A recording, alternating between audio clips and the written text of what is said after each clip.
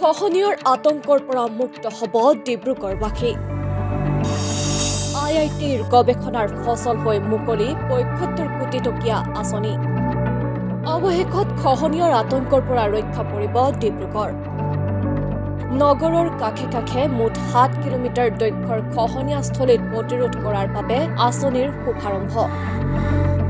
IITৰ জৰিয়তে গৱেষণা কৰি অত্যাধুনিকভাৱে খহনীয়াৰ প্ৰতিৰোধ আঁচনি জলসম্পদ বিভাগৰ। IITৰ বৃহৎ দলে গৱেষণাৰ জৰিয়তে দিয়া প্ৰতিবেদনৰ ভিত্তিত ডিব্ৰুগড়ত অত্যাধুনিকভাৱে প্ৰতিৰোধ হ'ব খহনীয়া। নিডা আঁচনিৰ জৰিয়তে ৭৫ কোটি টকাৰ আঁচনিৰ কামৰ শুভাৰম্ভ কৰে বিধায়ক প্ৰশান্ত ফুকনে।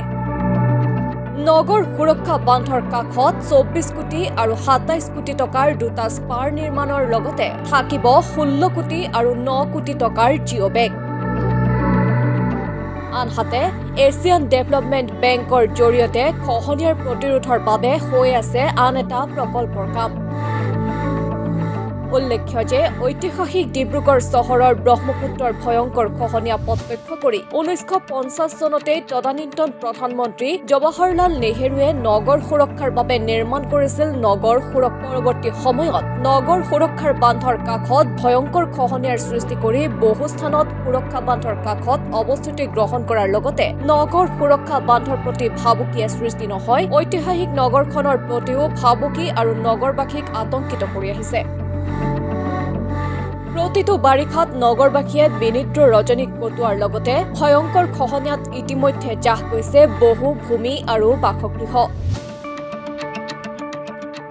বিশেষকৈ নগৰৰ কছাৰীঘাট, মাইজান, ফুলবাগান, মোহনাঘাট আদি অঞ্চলত ভয়ংকৰ খহনীয়াৰ সৃষ্টি কৰি নগৰবাসীৰ মাজত হাহাকাৰ অৱস্থা সৃষ্টি কৰাৰ লগতে মহাবাহু ব্ৰহ্মপুত্ৰ নদীখন নগৰৰ ফাললৈ ধাৱমান হৈছিল। জলসম্পদ বিভাগে খহনীয়াস্থলীত পাৰ্কোপাইন, জিঅ' বেগ আদিৰে খহনীয়াৰ প্ৰতিৰোধ কৰিবলৈ চেষ্টা কৰে যদিও সেই পদক্ষেপ বিফল হয়।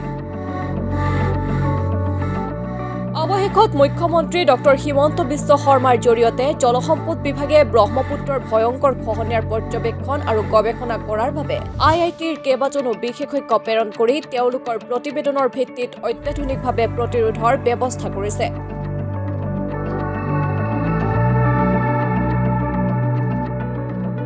এই আঁচনিৰ জৰিয়তে ডিব্ৰুগড়ৰ এক জ্বলন্ত সমস্যাৰ সমাধান হ'ব বুলি আশা প্ৰকাশ কৰে বিধায়ক প্ৰশান্ত ফুকনে।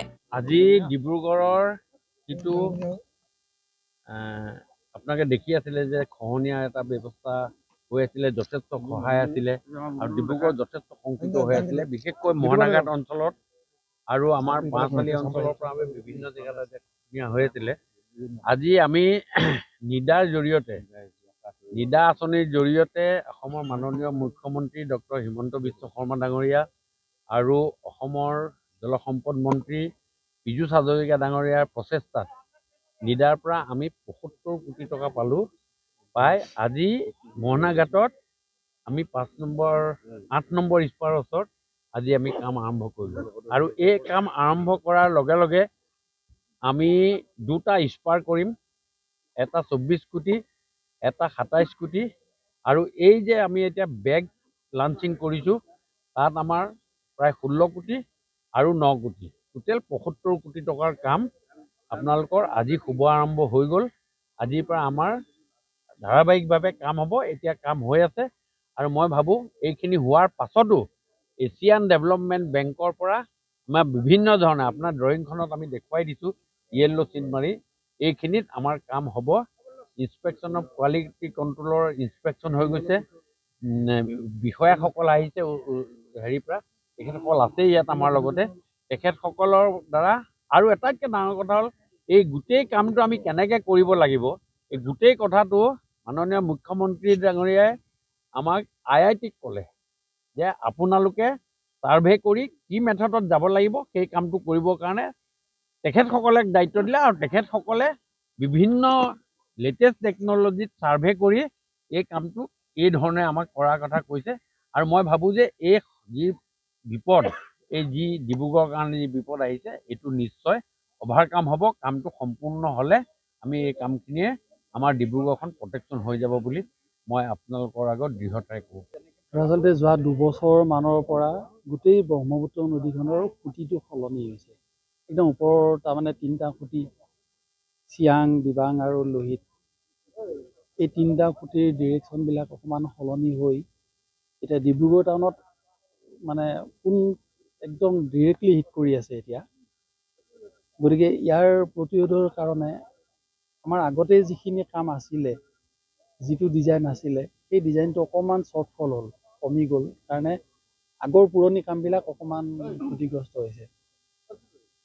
এতিয়া এই গোটেইখিনি উপশমৰ কাৰণে গুৱাহাটী IIT-ক এটা ডিটেইল ষ্টাডি এটা কৰিবলৈ দিয়া হৈছিলে।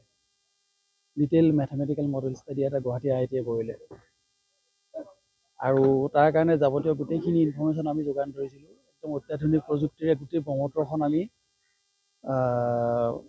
এই বগীবিল ব্ৰিজৰ পৰা আৰম্ভ কৰি পুখুৰীজানলৈকে গোটেইখিনি আমি ছাৰ্ভে কৰিছিলোঁ। ডিব্ৰুগড়ৰ পৰা জিতু দাসৰ ৰিপৰ্ট, মাই নিউজ এনি।